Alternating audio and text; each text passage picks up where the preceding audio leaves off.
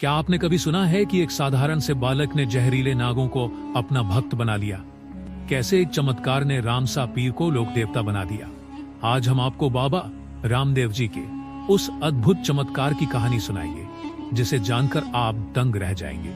पर कहानी के अंत में एक ऐसा मोड़ आएगा जो आपको बेचैन कर देगा। यह कहानी है 14वीं शताब्दी की, जब राजस्थान के एक छोटे से गांव रुड़ीचा रामदेवरा में बाबा रामदेव जी का जन्म हुआ। बचपन से ही रामदेव जी साधारण बालक नहीं थे। उनके भीतर दैवीय शक्तियां थीं और उनकी एक विशेषता थी, वे हमेशा कमजोरों और पीड़ितों के साथ खड़े रहते थे। गांव में बाबा रामदेव जी की चर्चा हर ओर थी। लोग कहते थे कि उनके स्पर्श से बीमार ठीक हो जाते हैं और उनकी नजर से परेशानियां खत्म हो जाती हैं। एक दिन गांव में एक घटना हुई जिसने सबको डरा दिया। गांव के पास के जंगल में सांपों का आतंक बढ़ गया।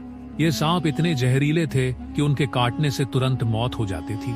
किसी की भी हिम्मत नहीं हो रही थी कि वे जंगल के पास जाए। गांव वालों ने बाबा रामदेव जी से मदद मांगी। रामदेव जी ने अपनी आंखों में आत्मविश्वास के साथ कहा, डरो मत, अगर आपकी भक्ति सच्ची है तो भगवान आपका साथ देंगे। इन सांपों का अहंकार जल्द टूटेगा।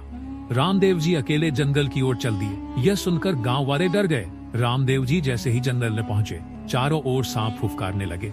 उनकी आंखें आग उगल रही थी, पर रामदेव जी शांत थे।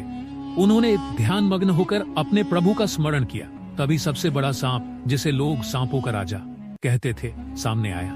वह इतना बड़ा और भयानक था कि उसके फुफकारने से पेड़ तक कांप उठे। उसने रामदेव जी से कहा, मनुष्य, तुम यहाँ क्यों आए हो? क्या तुम्हें अपनी मौत का डर नहीं है? रामदेव जी ने मुस्कुराते हुए उत्तर दिया, मौत से डरता वही है जो अहंकारी हो। मैं यहाँ तुम्हारे अहंकार को खत्म करने आया हूँ। यह सुनकर सांप और क्रोधित हो गया।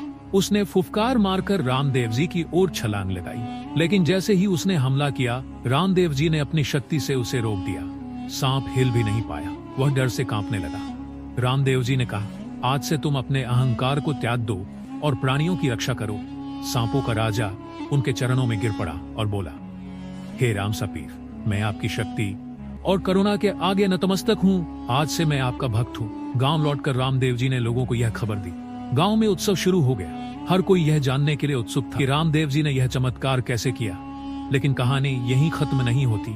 गांव वालों की खुशियां ज्यादा समय तक टिक नहीं पाई। अगले दिन जंगल से एक और डरावनी खबर आई। किसी अनजान शक्ति ने जंगल को घेर लिया था और लोग फिर से डर के साए में जीने लगे। क्या रामदेव जी, क्या बाबा रामदेव इस नई चुनौती का सामना कर पाएंगे? कौन है यह अनजान शक्ति और क्यों गांव पर फिर से संकट आया?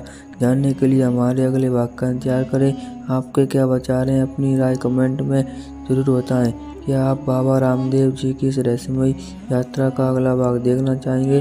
दोस्तों, अगर आप चाहते हैं कि हम आपके लिए और भी धमाकेदार वीडियो लाते रहें तो चैनल को सब्सक्राइब जरूर करें। सब्सक्राइब करें ही आप हमारी अनोखी प्रेरणादायक और कंटेंट कहानियों का हिस्सा बन जाएंगे।